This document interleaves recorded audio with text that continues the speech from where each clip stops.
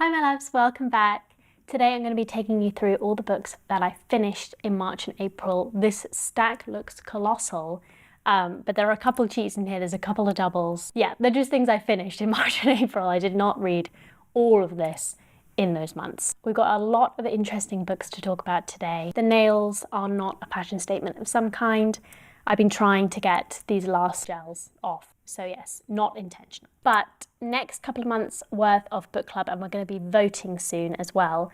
But we've got, for April, we've got The Mercies by Kiran, Millwood, Hargrave. And for June, very excitingly, we've got East of Eden by John Steinbeck, which is much loved over in the book club community. And I am so looking forward to reading it for the first time for me and to discuss it with others as well. I think it's going to be great. I think both are going to be great. Yeah, that's May and June's main offerings. Of course, we've always got loads of other stuff going on over there as well. Before we get into the rest of the video, I just want to thank HelloFresh for sponsoring today's video. I'm going to talk about the first book and then we'll talk a little bit more about HelloFresh, and I've got a deal for you as well. So here's where I'm cheating a little bit because I have 2 copies on this stack, and not only that, but I've only read half of these books respectively because they both contain 2 novels. You may have heard me talk a little bit about this recently, especially because I got these gorgeous folio editions.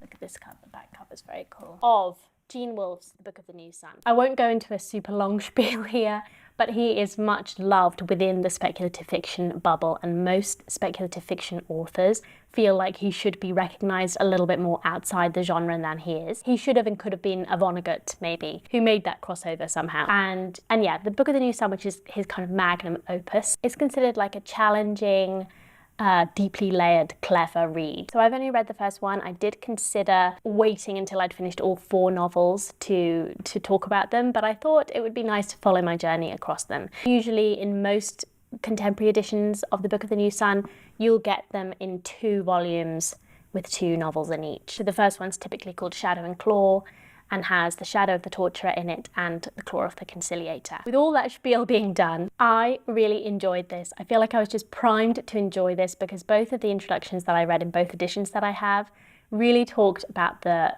puzzling aspect of these novels and how you have to put all the clues together from all the different scenes. And of course, I've not got to the end of that arc yet. I love that kind of novel where I have to do a little bit of work too. And I've been talking about that kind of thing a lot over on my Substack, which is finally up live with the first few posts. Anyway, we follow Severian, who has grown up in the Guild of the Torturers. It's this arcane guild, male only, and it's all he's ever known, and he is on the path to becoming a torturer. And we're following him through his sort of childhood and adolescence here and into his young adulthood, I think. And ultimately he ends up exploring life beyond the Citadel walls where he has never been before, and we follow him out of the Citadel in this book. I don't want to spoil the plotline too much, kind of let it unfold, but yeah, one of the things I absolutely loved about this book is the world building. It's set in deep future, and so it's science fiction, but the technology is so unknowable that it feels like magic. We also have some of the sort of trappings of fantasy here. There's cloaks, there's swords. Don't know if you can tell from this. I think it's the original artwork actually kind of repurposed in this Tour Essentials copy, which I very much appreciate. So yeah, Ada Palmer in the introduction to this edition talks a little bit about cultural clutter, and it really does feel like that. It feels like, you know, aeons of endless cultures built on top of each other, on top of each other, on top of each other, which is something you don't see that often in science fiction, which is very much dominated by this sense of these kind of gleaming white spaces and spaceships and stuff. But it gives a really deep sense of time, which I loved. And in case you hadn't guessed from the name of the overall book, the sun is dying, and as is the earth, really kind of heaving under all of this cultural clutter. And I believe, you know, we're going to be moving towards a new era across the 4 books as a whole. So is it as challenging as it is said to be? I would say yes and no. He uses a lot of old language, like out of use terms from English. Writes a little note at the end of the book to say that he translated this from whatever deep future language into English, and he used old English terms to kind of approximate something close to what they mean in the new language. And so there are a lot of words that you might want to look up. I would recommend striking a careful balance between looking them up but also not reaching for the dictionary or your phone or whatever too much, because it does bring you out of the flow of the novel a little bit. Most people seem to say that you need to read these a couple of times. So I'm sort of feeling like I'm going to let the first read wash over me a little bit more and then maybe return to it at a later date when I know the full story arc. Yeah, it's going to feel meandering. It's going to feel a lot of the asides and sort of strange things that happen are going to feel irrelevant. We are assured by Gaiman, who writes the introduction to this one, and Ada Palmer, that all of these things are relevant and kind of become part of the larger thrust of the story eventually. So we have yet to see whether that will happen. I found it to be a page turner, but yeah, it's not going to strike everyone that way, I don't think. Of course, it's got its issues considering when it was published, what genre it was published in. The women do not come off great in this book. Luckily, I was forewarned, which I think really helped actually, because I could just sort of dismiss it when I saw it. I knew it was coming, and so I just dismissed it. But I think if you weren't aware that it was coming, you'd probably find it a bit more frustrating to read. So be warned, it's there. And yeah, I mean, I suppose we could give a little grace if we think of Severian as like an adolescent who's not come across many women in his life. And it's very much an unreliable narrator kind of book. I don't know how much grace you want to give Wolfe on that front. Anyway, it's vague, it's weird, nobody's very likeable, everything's a bit odd, but it was right up my street. I really enjoyed it. So yeah, I want to thank HelloFresh for sponsoring this part of the video. We've been using them regularly for probably a year now. It's a rolling meal kit delivery service, no commitment, so you can kind of pause or cancel at any time. And it is just so convenient, especially for those midweek meals for us. We can put something fresh together. We're coming obviously into summer, seasonal produce coming in, which we love. And it's just a nice way to eat fresh and conveniently in any season, but particularly, over summer, we can all get a little busy. And yeah, I also love that they're covering your nutritional bases with these meals as well, which again is a lifesaver when you're just wanting easy midweek meals that you don't have to think too much about. And we had a lovely one last night. I will put a QR code on screen which you can use, or you can use the link in the description box to get 60% off your first box, 20% off the next 2 months, and free desserts for life when you use the code Sunbeams. So yes, I hope you enjoy. But now let's move on to the rest of the books. So next up we have The Last Report on the Miracles at Little No Horse by Louise Erdrich, longest title in the world. I was surprised by how much I really liked this book and how much it stuck with me over the following weeks since we read it. So we did this one for book club and it was a really lovely discussion. It wasn't like a total hit with everyone. It's an interesting book, this one. But I ended up really liking it. It's about Father Damien, who lives and works on a reservation, an Ojibwe reservation, in a town called Little No Horse. And he is reaching the end of his life and he's kind of reflecting back on his life.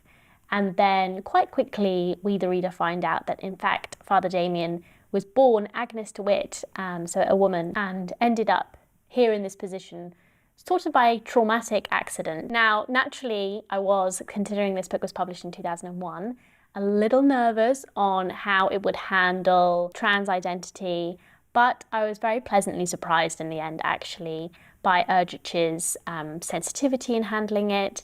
And generally, actually, we concluded sort of as a group that it was less focused on the gender aspect than it was really on the faith aspect of this book. I'm going to call her Agnes because that's what she calls herself in the sort of privacy of her own rooms.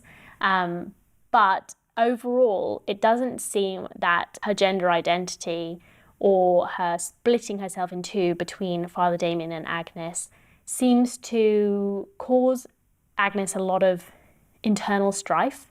She just doesn't seem to mind that much, nor do the community that surrounds her. Instead, I think she sees herself really as kind of two people, both of which are performances. Agnes is a performance of a kind too, who embody the same body, who take up the same space, and sort of appear differently at different times. I think multiple times, the narrator refers to them as sort of twins. So that felt quite refreshing. So Agnes obviously worries in her death being found out to be a woman, because women can't be Catholic priests. that, you know, all of her hard work will be sort of cosmically undone by this discovery that she is in fact a woman. So obviously there's a little bit of commentary there. But at the same time, you know, her sense of herself as a sort of symbolic and literal emissary of colonialism, while simultaneously at the same time providing, you know, real love and care for the people there, and really immersing herself in the community there and finding friends there and finding community. And one does ask by the end of the book, sort of who's converting who here. I found it quite moving, quite beautiful, and I was crying at the end of it. This is not a perfect book. As I say, not everyone got on with it or loved it. It's very meandering. I do have a feeling that this is part of Erdrich embodying more of an Ojibwe way of telling stories, and certainly seems to echo Nanapush, who's one of the foremost people in the community, echo his way of telling stories. So it's very meandering and kind of lots of different asides and stuff going on. She has this sort of framework of lyricism, I like to think of it, which is that it's not technically really hard to read, but I don't know, something about the way the sentences flow sometimes if you're not used to it, that they don't flow for you necessarily. You have to kind of get into it a little bit more. It's quite wordy. She's a wordy writer, I would say. So yeah, I think quite a few just did not get on with the style of this one. But as I've been talking about quite a lot recently about just how drawn I am to some of the flaws and sort of human characteristics of books like this, and how the authors seem to really show themselves somehow in the form of the book, the style of the book. I've talked about it within Ascension. I think it's very much here too. Something about Erdrich really draws me to her, and it's ended up staying with me. By far my favourite Erdrich that I've read so far. And I don't think I've read any of the other Love Medicine books, so it's actually part of a fairly long series in which Father Damien appears in kind of different books, and this book is supposed to be the one focused on him. So I think it's kind of that big revelation would be surprising and shocking to those who start the series at the top, but they can be read as standalones, obviously. But yeah, I would quite like to go back and read the others. Another of our book club picks, which I also really enjoyed, which is Pedro Páramo by Juan Rulfo. He didn't write much. He wrote this novel and a collection of short stories. And then I think immersed himself in helping other writers. He's been a very influential Mexican author. Gabriel Garcia Marquez has cited him many a time, and this book in particular, for being a huge inspiration, and that allowed him to move on to write some of his best work. Borges talked about this book, and Rulfo as well. And more recently, Hernan Diaz, who wrote In the Distance, has also talked about Rulfo. So yes, this book is sort of canonical within Latin American literature, but for whatever reason, maybe translation issues, it's never quite translated into popularity in its English translation. It's less well known than some of the other authors in their work. This is a fairly new translation by Douglas Weatherford and is generally considered the best one thus far. There are some untranslatable aspects about the Spanish, I think, which I go into a little bit in my written post. So yes, ideally one day I'll read this in the Spanish. This is also strange, quite a challenging book. It's only short, obviously, but the narration is a little difficult to follow. So we are following Juan Preciado, his mother has just died, and she told him to go and find his father and to collect an inheritance, vague kind of a suggestion to go and sort of talk with his father. And so he goes to the town of Comala, where his father and his mother were from. When he gets there, it's like a ghost town. It's very empty. He finds out Pedro Páramo is dead, so his father is Pedro Páramo. He begins to wonder whether some of the people that he is meeting are in fact even alive themselves. So yes, it's really a ghost story, an elevated ghost story at its heart. And yeah, so it's very fragmentary. So it's best to sort of follow Juan in and kind of allow the scraps of stories to come to you.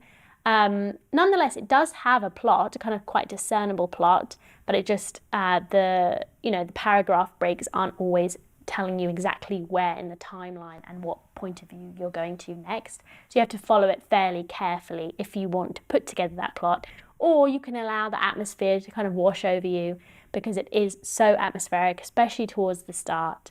I was just bowled over. I know that I talked about it a little bit in a recent blog, and yeah, I really love the atmosphere. Unfortunately, Juan sort of disappears halfway through the book, And for me, I wanted it to go somewhere else. It's just kind of my preferences, because then we move much more into Pedro Páramo's story and how the town came to be as it is, which is basically, his fault. I was more interested in the dynamic between Juan and the people that he was meeting and the conversations that he was having, because especially as an outsider, and we the reader are an outsider too, I think it really helped that kind of give dynamism to the plot line. Overall, I really, really enjoyed it. I think it's great, and I think it's really well worth a read, especially if this kind of genre, this weird, surreal ghost story type thing might be your cup of tea. Also, if you like Latin American fiction, obviously. Okay, so that was all, you know how I like to group my books into groupings. That was all the stuff that I loved the most. We're moving now into the very good. They aren't individually tier ranked, but yes, this is the next grouping, the very good. And a book that I don't yet have a physical copy of, but I do really want to get, is Gogmagog by Steve Beard and Jeff Noon. And this one came out either this year or late last year. I think it might even be this year. It was a total surprise. I think sometimes when I'm just not expecting much of a novel, it really elevates it even more for me. And I was really surprised by how much I liked this book and how interesting I found it. It was completely mad. So it's fantasy. I would say edging on to sci-fi, kind of set in a 20th century setting. So it's got a little bit of a steampunk feel to it. Overall. And yeah, it just felt very unique and like something I hadn't read before, which is, really what I'm looking for when I'm looking at speculative fiction, because it can get very tropey very quickly. So yeah, we've got former boat captain Katie Mead. She's a grumpy, grouchy old woman. She can't sail the river anymore, which was her sort of life's work, because it's dangerous. And why is it dangerous? Because it is inhabited by the ghost of a dragon, and usually that would have been fine. Yes, the ghost of a dragon, not a dragon, but the ghost is sickening, or something's happened to the ghost, so it's no longer safe to sail the river. If you are a fan of kind of women protagonists who just really don't care, and they've got all the bodily functions going, you're really gonna like Katie Mead. Anyway, she's approached by a girl and her thrall, which is like a mechanized butler, to take them down the river. Surprise, surprise, because the girl is sickening and she needs to do some sort of coming of age ritual. So there's about like 5 or 6 different peoples in this book. The cast that sort of ends up on the boat is like a representative of each one. So I won't go into them all because you can kind of discover them for yourself. But yeah, some really, really uniquely wrought people. Like there's some which are like made of mud, and they are the souls that have been lost to the river. So they died in the river somehow, and the ghost of the dragon gives them back to the land, and then they exist sort of like flames, like flickering flames inside the head and like a mud body. Very interesting, just really, really cool imagery, and it's very immersive. You're dropped right in the middle of it. You sort of have to work out what's going on, but it's not super, super challenging. It's the first in a duology, and the second one is due December of this year, I think. So you might want to wait, because it definitely stops in the middle of the story. If that really frustrates you, you might want to wait until the second one's out, but we haven't got too long to wait. And yeah, so they travel down the river in this book through all the different parts of the dragon, all the different organs of the ghost and stuff. It's really, really interesting and fabulously done. Overall, I was very impressed. It had depth, it was fun, and yeah, I'm very much looking forward to the next one. Okay, next up, Gathering Moss. You all know that I absolutely loved reading or listening to Braiding Sweetgrass last year. So I knew I wanted to jump on the buddy read for this one. Speaking of buddy reads and the book club community in general, I am currently running a giveaway. You can win a year's free book club VIP over on Patreon, a year of paid subscription to Substack, and a personalised book package from me based on your preferences. So I'll put all the details on a blog post. I'll leave the link down below if you would like to enter, and you can help raise money for a family in Gaza at the same time. Gathering Moss is an earlier book to Braiding Sweetgrass, and you can tell she's beginning to work through some of the ideas which become really important in Braiding Sweetgrass. And this one is obviously specifically focused on moss, which I think she did her initial kind of specialism in when she was first an academic. And of course, you learned so many interesting things about a plant that you would otherwise just completely overlook. So I really appreciated that. Just like with Braiding Sweetgrass, I loved how she melded scientific knowledge, indigenous knowledge, and also memoir and just like personal anecdotal stuff all together to make it a really beautiful, moving portrait of life and moss. So all the good stuff of Braiding Sweetgrass is here. I would still go in with that one first, and then if you need more Kimmerer, come and read this one too. But I really loved it. I listened to this again just because I love listening to her voice. But you do miss the opportunity to write down some of the more interesting facts, so bear that in mind. But it's lovely. I mean, yes, I'm building up a list of books that are a bit like this, which kind of blend nature and memoir and have a very specific topic. And I definitely think it's a sort of genre that I enjoy and that I want to read more of. Next up, we have Orientalism by Edward Said. This, if you've touched a humanities degree with a barge pole, you will have come across Orientalism because it is such an important work, and it ended up, people say it kind of touched off the whole body of post-colonial critique that came after, but isn't necessarily part of that itself. Said was a prominent Palestinian American, and he often spoke in support of his people and the Palestinian cause. But this book and his academic work were very much rooted in sort of Western literature and criticism. And you can see that in this book, and that's sort of why it lies somewhat outside of what came after a little bit. So this is not one to read if you want to learn more about Palestine specifically. He did write a book called The Question of Palestine, and obviously his memoir touches on it too. But yes, that's not the focus of this book. Nonetheless, it is obviously at times extremely relevant just in its examination of like the overall discourse. So in Orientalism, Said posits that the East and West are socially constructed phenomena. This probably doesn't strike many of us as particularly shocking now, but that's partly because of Said's work, I think. When you look at the globe, there's no boundaries. There's physical boundaries in the forms of mountain ranges and stuff, but there's no real boundaries between these places. That doesn't mean they don't have power, they don't hold power, but they are constructions. They don't have any basis in reality. And so he writes that any Western writing about the Orient, which is obviously not a term I would ever use, but I think he's using it a little bit deliberately to be a little bit provocative in this book, because I think, to my knowledge, it was sort of falling out of fashion at the time anyway, and he's using it to show again how much some of this discourse informs like colonialism and neo-colonialism. But anyway, so he says that, all Western or Occidental writing on the Orient does not really correspond to anything truthful about the East, the Orient, at all. And that instead it creates this dichotomy from which, the West is actually reflected.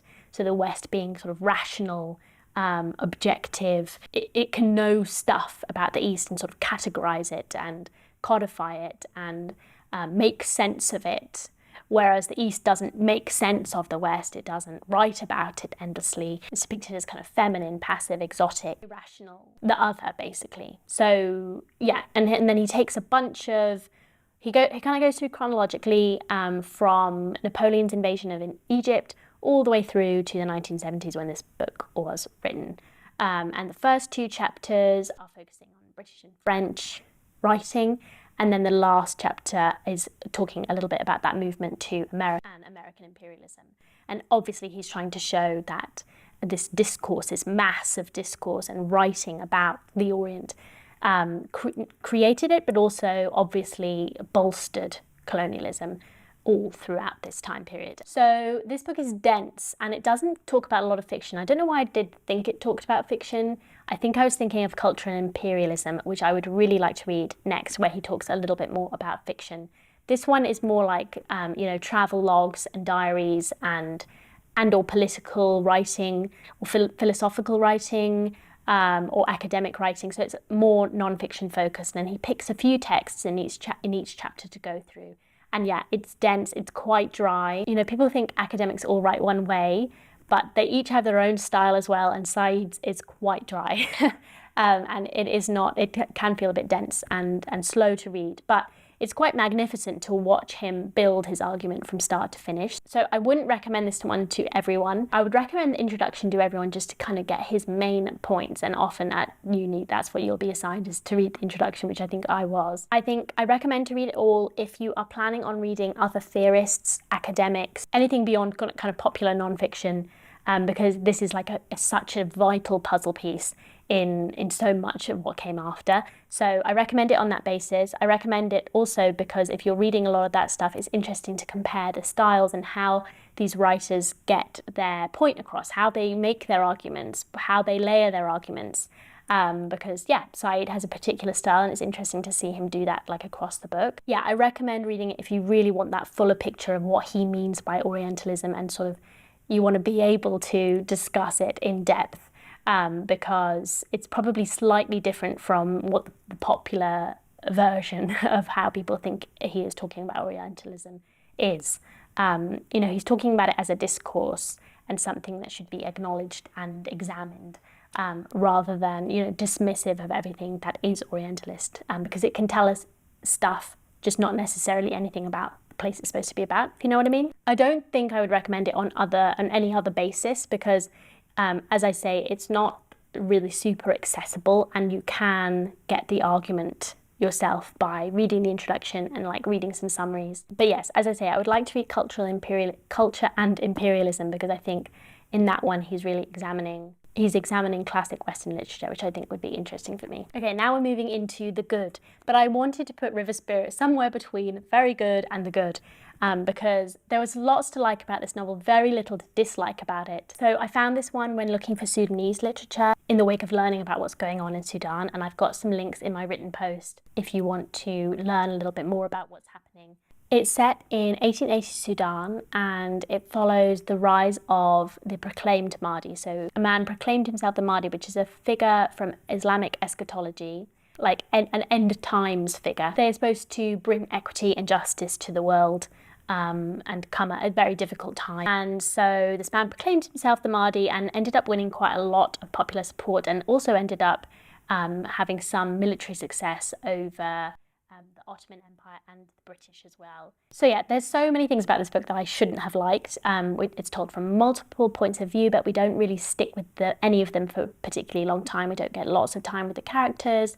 Aboulela does lots of kind of historical exposition to help us, because I think she probably knows that, you know, many Anglophone readers are not going to have familiarity with this period of history. And I appreciated it on one level, but theoretically it's not something I love in my books. And at heart it has a love story, which we know I can be a bit touchy about love stories in books and whether they work well. It just flows. It's just something really works about it. I think it's just she's talented and she's really skilled at writing. So I just had to take a meeting, change the battery on my camera. My microphone has stopped working. So annoying. And so I have to be ever so slightly closer. I also powdered my face. Apologies for the disruption, but let's go on. So yeah, so she has a real elegance to her writing, and like I say, it just flows. The central story follows Akwani and Yassine, who come from very different worlds and are sort of brought together by traumatic circumstances and then variously split and then brought back together again over a number of years. And it's a very sweeping view of quite a few years. It's got a lot of history, a lot of stuff happens. But like I said, this should really have put me off, but it just totally works. I really enjoyed it. I do recommend it. The only thing is because it's so sweeping, I don't think it will stick around in my mind for a long time. I think that's probably why I put it in this category rather than the one above. But I'm very interested in exploring Aboulela's backlist because, yeah, I really felt her skill as a storyteller was on show here. And yeah, she gives a really nuanced portrayal of the ways that, you know, nationalism, colonialism, religion, how they meet and interact and intermingle in Sudan particularly, which is really eye-opening. Next up, it's the big old chunky War and Peace. So yeah, I enjoyed large swathes of this novel. I think are great. But I can't help but admit I was a little disappointed by it, but because of its sheer ambition and scope, it still lands itself nicely in the good. I feel like I have less to say about the good bits. So I'm probably going to be dwelling a little bit more on the negatives here, so you must forgive me. But if you don't know, War and Peace focuses on Napoleonic wars and Napoleon's invasion of Russia. So kind of the early 1800s basically. And we follow 3 families, and from each of those we have like a main protagonist. So yeah, unsurprisingly is a grand sweeping narrative, lots of characters, huge cast. I didn't find the names as tough as I thought I would actually. It takes a few pages to kind of get to grips with it, but overall I was able to follow it much easier than I thought I would, and in general it was a more straightforward read than I thought it would be. Sometimes you get a transcendent passage which is just incredible, and you know, I really appreciated the way he was holding lots of threads together, and certainly in the initial stages of the book I think he did a really good job of sort of moving between all these different narratives, pointing the focus of the reader at different stages, and it felt like almost watching a play or something. It felt like we were, you know, attending to various different scenes, and each was building up to this story and, you know, adding a layer on. And so, yeah, for the first, I want to say 800 pages or so, I was definitely excited about this book. I was appreciating it. I wasn't bowled over by the prose. Difficult to know if this is a translation issue. I sense it is not entirely a translation problem. My favourite British classic author is Dickens, and he has a very kind of lively, light-footed prose, whereas this definitely felt more stolid, more kind of sober. So it depends what you prefer.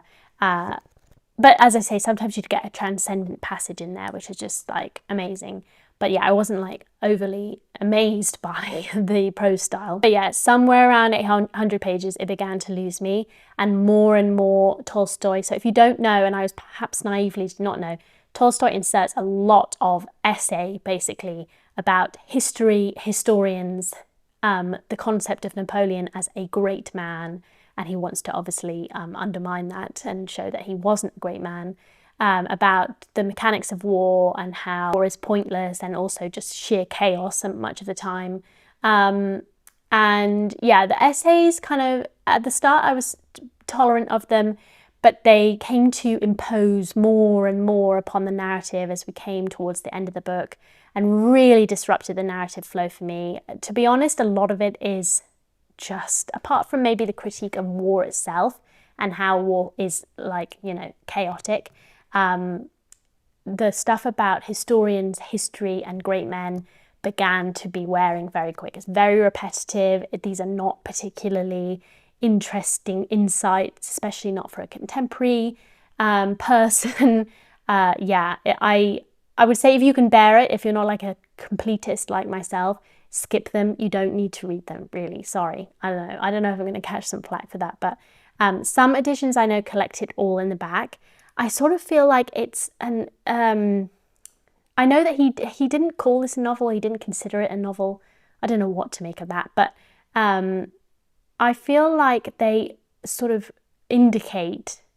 fit within the text because they indicate a fundamental lack of confidence on Tolstoy's part about where the narrative is going and how it should end and how he should wrap up this whole thing, which is, you know, so much about, you know, causality and how everything comes from something that came before, and having that philosophy as part of the baseline of this book is, yeah, it would make an ending difficult, and I think he really, botches the ending. It is not great, very anticlimactic. Apparently he's known for this. I have found out from reading reviews after reading this, that it just falls flat. Not to mention, and this is where I'm going to warn you in advance, the book ends with 50 pages or so of essay. So I didn't even realise I was saying goodbye to these characters that I followed for over 1,000 pages until I was like 20 pages into this essay, and I was like, when am I going to come back to the characters here?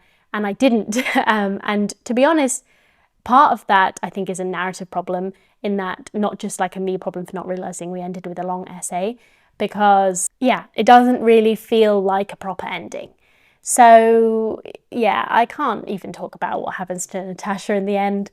It is extremely frustrating. Not to mention, of course, that it becomes quite nationalistic, which obviously at this point in time, reading a Russian novel with the ongoing invasion of Ukraine, I was very attuned to how does this novel sort of portray nationalism. A little bit like when I read a British book, I'm very attuned to how is it interacting, like a British classic, how is it interacting with the idea of empire, how is empire sort of upholding this narrative, perhaps even subliminally, if you know what I mean.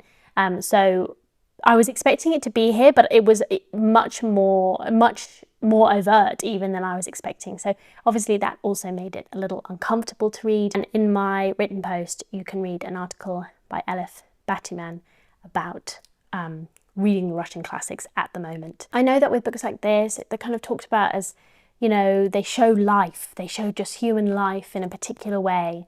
And I'm always nervous of that claim a little bit because, like, yes, but also no. They also come from a very specific sociocultural background. And I'm always a little suspicious of claims like that. And whilst I do think there is life here within these pages, it is a very specific kind. I'm glad I read it. At some point I will read Anna Karenina, which I think people tend to like more or even more. We have They Came Like Swallows by William Maxwell next. I read and loved his final book, So Long, See You Tomorrow, at the end of last year. And so this one was recommended as a nice companion novel to that one because this is one of the first books he wrote, if not the first, but I think it actually might be the second. And So Long is the last, and both focus or have as a major plot point on the death of the protagonist's mother. And this happened to Maxwell. His mother did die in the 1918 flu epidemic. So yeah, this one's a little more straightforward than So Long. It doesn't have all the extra bits that So Long has, which is also kind of like a crime narrative and like it's just about two boys, whereas this one is very much about protagonist Bunny in the kind of months surrounding his mother's death, so leading up to it and afterwards, and how he dealt with that grief or doesn't deal with that grief. And also his role in the house and his experience of living in this household where his mother is his main ally and he has an older brother who is more of a typical boy, you know, less sensitive, more masculine and kind of following in his father's footsteps. His father doesn't fully understand Bunny. Obviously it's heart-wrenching, it's kind of quiet and meditative and beautifully written, but this is definitely Maxwell at an earlier phase. It's not him at his full power. So whilst I liked it, again, I'm not sure it will sort of stay with me in the way that So Long will and has, but I think if you read So Long and you're interested, it's a great companion piece. It's interesting to see the differences and to see an author's progression over like 50 years. There's like I think it actually might be 40 years between the two books. And the similarities also in tone. You know, when I read So Long, I really thought it was a contemporary at least of Stoner, if not sort of earlier. This was 1937, I think, and So Long is 1979, something like that. But it really, you know, So Long really feels like it has that kind of modern classic feel. So he really kept that tonality from his earlier writing all the way through. But yeah, I would read So Long first, see if you like it, and then if you do, you can always read this one as well, just to see how he kind of progressed and how the prose styles differ. I always find that fascinating, and it's one of the reasons why I read, you know, whole bodies of authors' work, just to see how their writing changes over time and how they manage to attach more depth to things and more clarity. So yes, but recommended, but read So Long first, I would. Next we have The Beggar Maid, Stories of Flo and Rose by Alice Munro. I've been meaning to read more Munro for absolutely ages. This particular novel, it says it's Stories of Flo and Rose, it's really Stories of Rose, who grows up in a small Canadian town. And the first few stories do deal with her, the dynamic between her and her stepmother, which is sort of by turns difficult and also loving. And it's really beautifully portrayed, actually. And then Rose grows up, she leaves town, she moves class really from you know, the poverty of her childhood into a more middle class lifestyle. And I think the writing on class in this is really, really good. Munro really gets into some of the discomfort of that for Rose really well.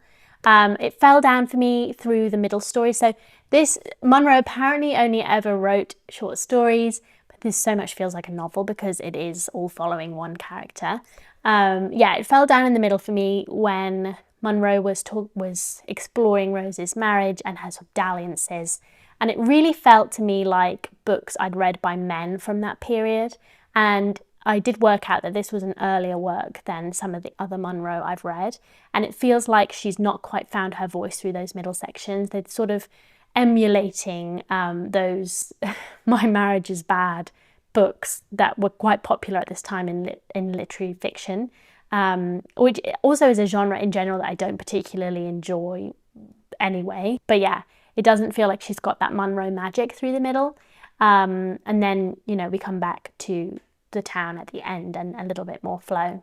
So yeah, I think it's worth reading for the first few stories if you are a existing Munro fan and you want to explore some of her earlier work. I do think those first stories, they are the beginnings of the Munro magic. The way she's able to create such depth in short stories in a shorter space of time than other novelists can. I wouldn't say start with this one if you're looking to get into Munro. Next we have The Mountain in the Sea by Ray Nadler. I listened to this one and I enjoyed it for the most part, but I don't think it's going to be for everyone. Dr. Ha Nguyen, she travels to a remote island because she's a marine biologist who specialises in octopuses, and they have discovered, they think, some intelligent octopus species, more intelligent than any that we've ever come across before. It's essentially like a first contact novel, you know, like an alien first contact novel, but set here on Earth. It's considered a thriller. I suppose it is a thriller in a kind of science fiction-y, literary type of way. It's not going to be satisfying for you know, staunch thriller readers.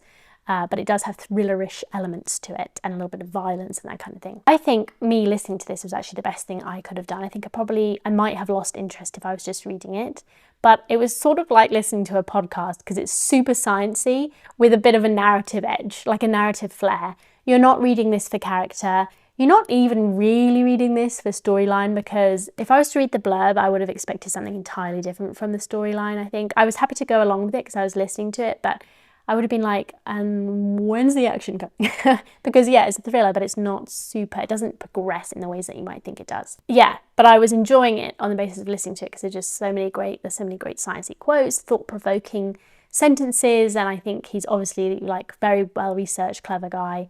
And so if you like your super sciencey novels, or you think you want an audiobook experience a bit like that, I do really recommend the audio, which I think is available on Spotify Premium now. So yes, that is The Mountain in the Sea. He has another new book out which I might dip into as well. I'm interested to see what his other books will feel like. Next we have Home by Toni Morrison. As you all know, I've been working my way through all of her books. Yeah, unfortunately this one did sort of pale in comparison to some of her other work.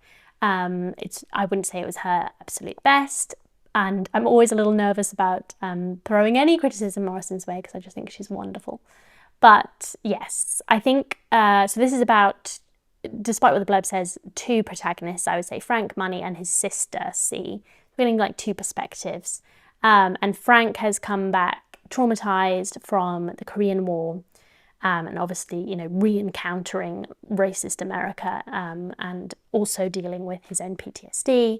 And then C is sort of trying to get away from the small town where they grew up and ends up getting herself in a bit of a dangerous situation as a result. I think one of the major problems, you can see this is a small book and I read it in a couple of hours, is that she's just trying to cover way too much here, you know, PTSD, alcoholism, Black women's role in the history of gynecology, racism obviously, small town life versus city life, the Korean War more generally.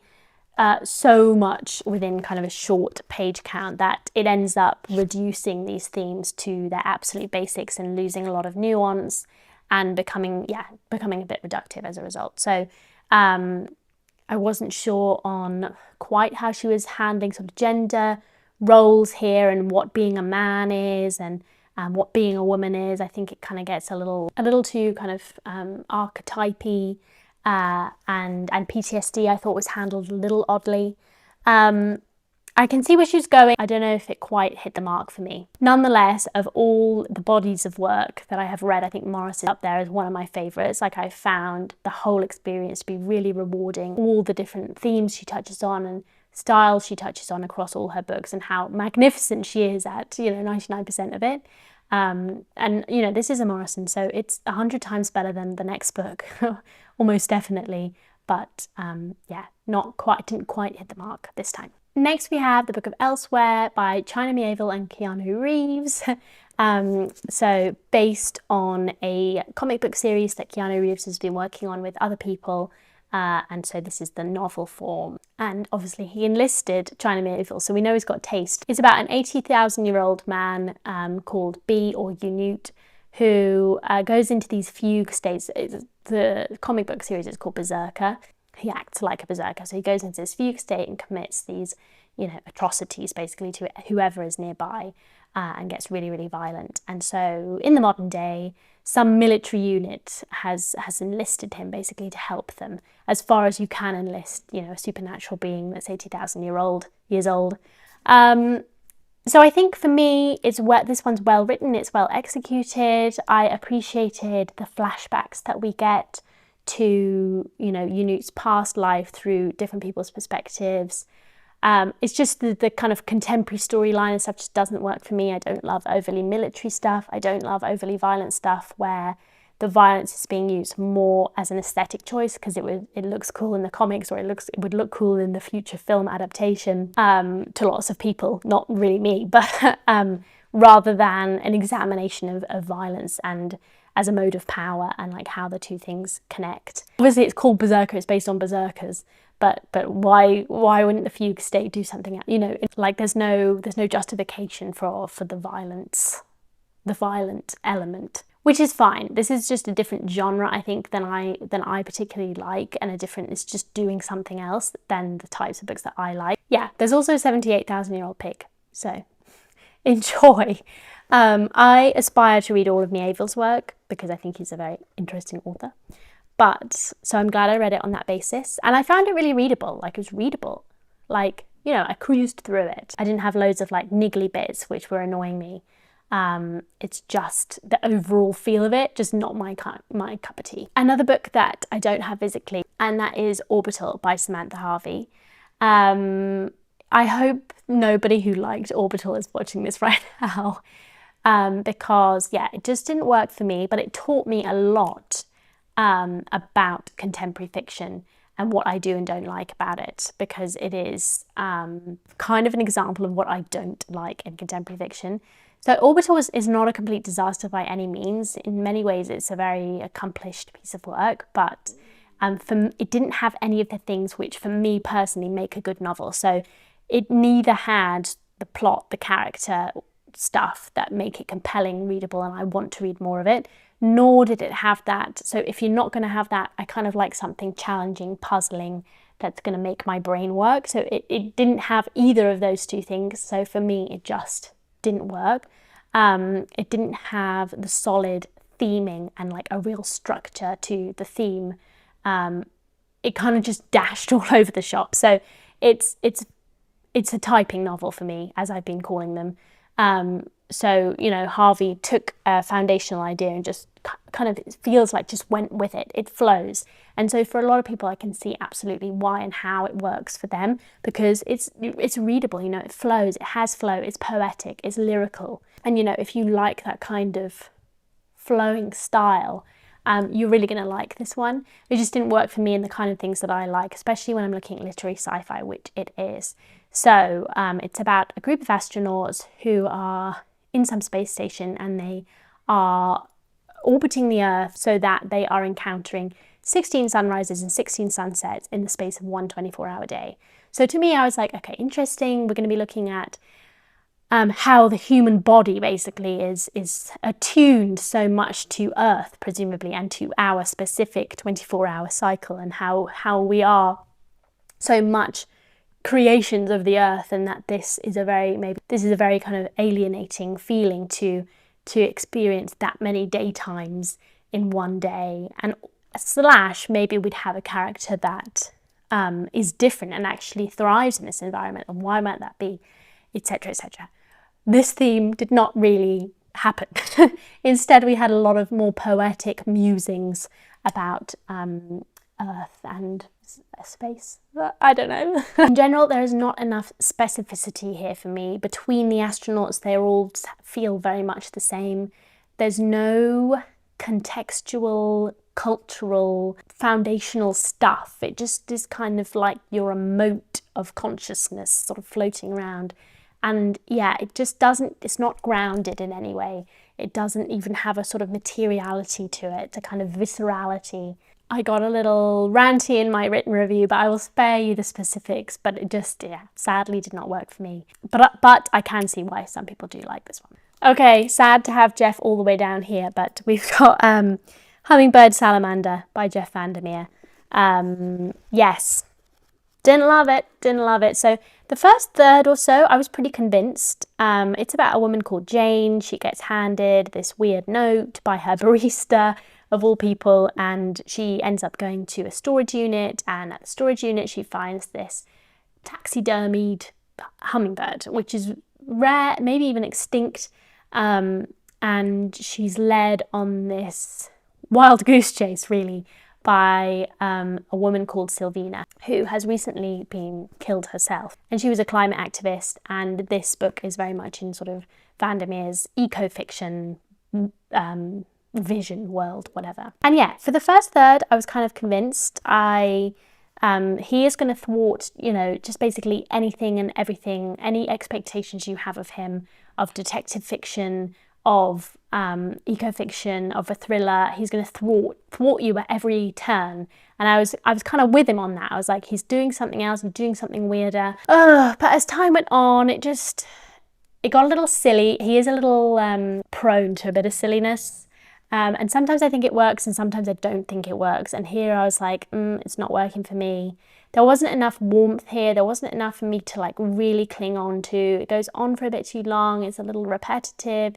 I didn't love the conclusion so much. I think that, and I read a review, which I can't find now again, so I'm sorry, if anyone finds it, let me know, which talks about how Vandermeer has a tendency to go into sort of a misanthropic mode where he's just like, well, if humans weren't here, everything would be fine.